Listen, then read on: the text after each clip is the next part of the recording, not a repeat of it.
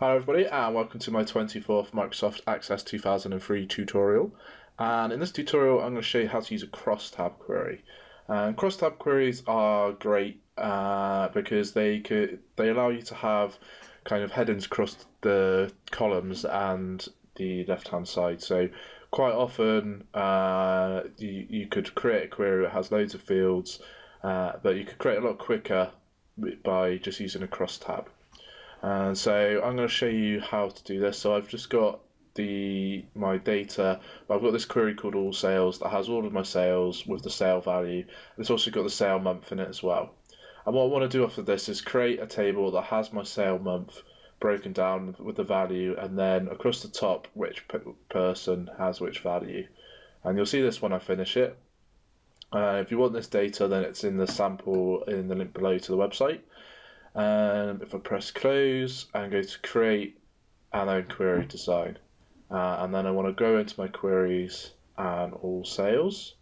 So I've got my query in there ready to reference, and I want to click on the cross tab in my design ribbon at the top, and this just gives me a few extra options.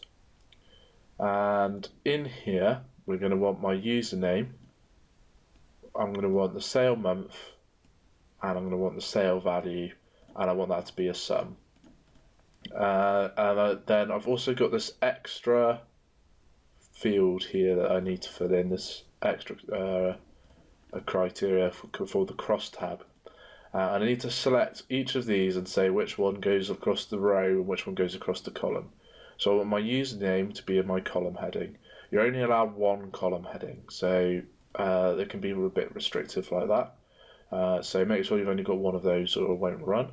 You can have as many row headings as you like, and then we can have our value fields. And now if I run this, it's probably going to be the easiest way to show you what it does. So go into my data sheet, you see it's got my sales months down the side, so I've got 1 through to 12, and then I've got across the top I've got a different field now for each of my users. And it doesn't matter how many users I have, it will create that many fields for me. And then it's just breaking it down, so I can see that Andy Large in January spent 50p, spent £4 in August, and £4 in December. And Bruce Smith spent £8, and so on and so forth. So this can be really useful. If we go into our design view, if you wanted to swap them around, say, you can switch this to a row heading, this to a column heading, and go into our datasheet view, and you'll see that now we've got the names down the side and the months across the top like that. But I prefer it the opposite way around. But it's quite easy to swap. And let's just save that down. So month users sale value, I'm going to save it as. And that's my query done. And it's gone up here. There we go, and you can see the icon's slightly different in here as well, so you can see which ones are crosstabs and which ones aren't.